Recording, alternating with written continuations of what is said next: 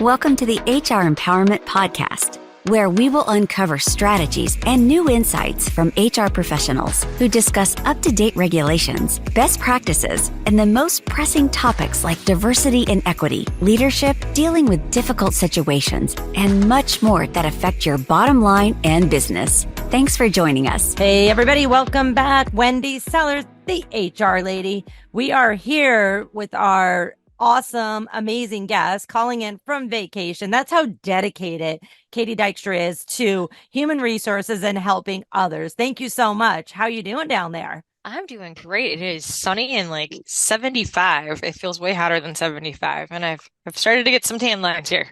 That's awesome. That's awesome. Now, sunscreen's important, but so are margaritas. Oh yeah, reapply. Calling in from Mexico there. So I want to continue our conversation a little bit more on, on using science and data and the ability to fail to actually help our companies and our employees succeed. It kind of sounds like an oxymoron. I'm going to allow you to fail so that you can succeed. But what are some final pieces of advice, that you think companies need to do in 2024 in order to get through 2025, knowing what we've already talked about, that we're going to like a freelance nation, we're going to contingent workforce. Freelancers are predicted to make up to 80% of the workforce by 2030, which isn't that far away. We already have a lot of contingent workers, and for people who aren't used to that terminology, they're folks that usually aren't on our payroll permanently. They might be temporary, they might be under contract, they might be freelancers.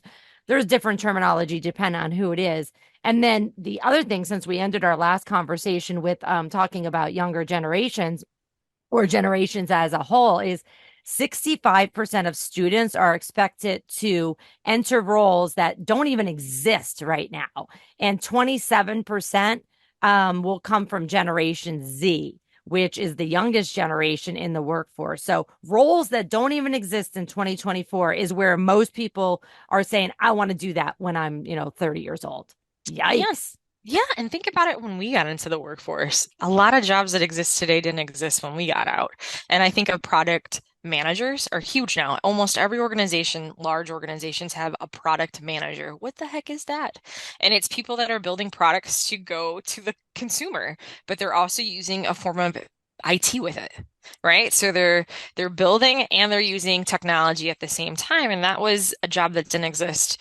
Or data scientists. Data scientists did not exist 10, 15 years from here ago. And so again, how, with the changes that are happening today in 2024, is that going to make an impact with the jobs that will exist tomorrow? AI is going to have a big component. So keeping up with technology is going to be huge. Really trying to use automation, because a lot of people are like, oh my gosh, AI is scary. Here's the deal, people. You've been using AI for a long time. Those chat boxes, when you talk to Alexa, Siri, that is all AI. Now it's just at a different level where it's more accessible to everybody. Yeah, I tell people that all the time. I do trainings all day, every day.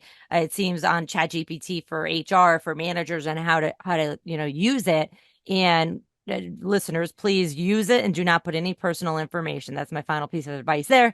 But we need to also, the other thing is remote workers, right? So we need to be training our managers on that. So 70% of the global workforce will work remotely at least 5 days a month by 2025.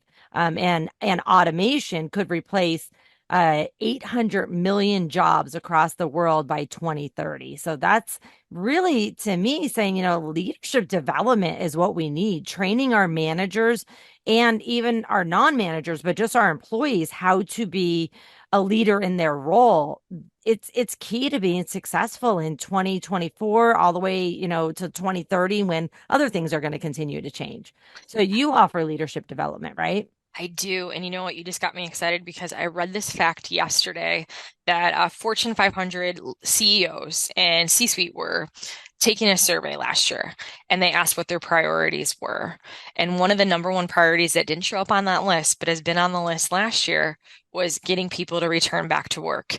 It's almost like it's starting to fall off now, where they're not making it so mandatory because their number one priority is to get production up. Productivity.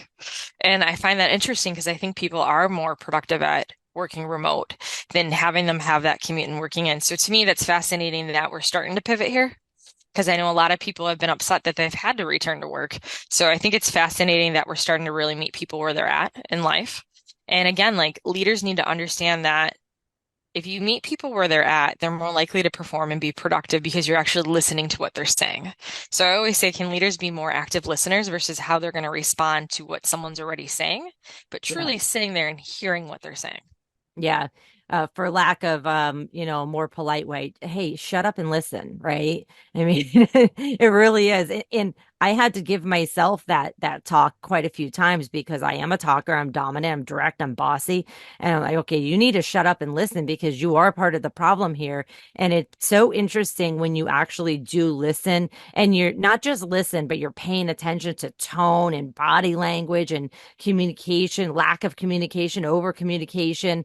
You really can say, okay, oh, this is just a personality issue, or there's clearly something going on with this person and they need help and they don't want to bring it up. Why don't they want to bring it up to me? Well, they might be afraid of you, or it may have nothing to do with you, manager. They're going through something in their personal life, and it's none of your business, but you do need to know, if it's something like related to maybe a disability, okay, they have rights. You should know the laws. If you have an EAP program, you should know, that where that little card is, where that phone number is, or you can say, hey, employee, I know you don't want to talk to me about this, and that's fine, but we have resources here for you. Go take the day off and go get some help. Wouldn't that be awesome, Katie? It would totally be awesome if leaders would just not think so black and white, but think in gray. And if someone needs that day off, or they did an incredible job at something and you want to give them the gift of a day off, that doesn't cost the company anything to do that. So really meeting people where they're at. I love telling leaders there's 3 questions that I always ask when I get a new team member on my team. I ask them, how do you learn? Because the way that I learn is hands-on, but that doesn't mean that's the way that they learn. Mm-hmm. How do you like to be appreciated? If I know how you like to be appreciated, then I know when you do something wonderful that I can appreciate you in that way. And lastly, like, what do you want to learn? So that I can find you a mentor or let you know about a class or a training course that exists. So again, if I know those 3 pieces, then I know how to put you in with the team. I know who I can hook you up with that can help with those pieces that you're asking for. But otherwise, if I don't ask those questions, I'm going to make assumptions. Right. And I think some people, the third question, they may not know the answer at that point in time, which was, what do you want to learn? They may say, whoa, nobody ever asked me that. And so it's good. I love those questions, by the way. It's good to ask your employees and let them know you don't need to have the answer now. But when you are thinking about what you want to learn, transferable skills, I'm here to help you, even if I'm going to lose you, hopefully to another department and not a whole company altogether. Exactly. Awesome. This has been so just amazing. I wish that I think we need to have a couple more of these in the future, because you and I could probably chat all day about how many things we've screwed up on and how we now use this to help people to not be the fools in the world, right?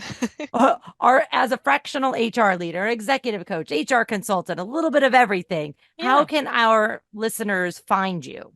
Yeah, you guys can find me on LinkedIn under Katie Dykstra. That can connect you to my website so you guys can see that and some of the work that I'm doing. So I'm very involved in the SHRM world as well. So if you guys want to learn more about SHRM, if you're in HR, we put some good postings on that as well on my LinkedIn. But I really appreciate the opportunity. Thanks for having me. Yeah, absolutely. Thanks for joining us. This has been great. I'll make sure that Katie's website and LinkedIn are in the podcast details. And as the HR lady, you know that I'm always looking for feedback on the program. So reach out at any time. My website's thehrlady.com. Thanks for joining us. Take care. Thank you for joining the HR Empowerment Podcast, brought to you by Aurora Training Advantage. We hope you've gained new insight and strategies to navigate the HR profession. We look forward to you joining us again on the HR Empowerment Podcast.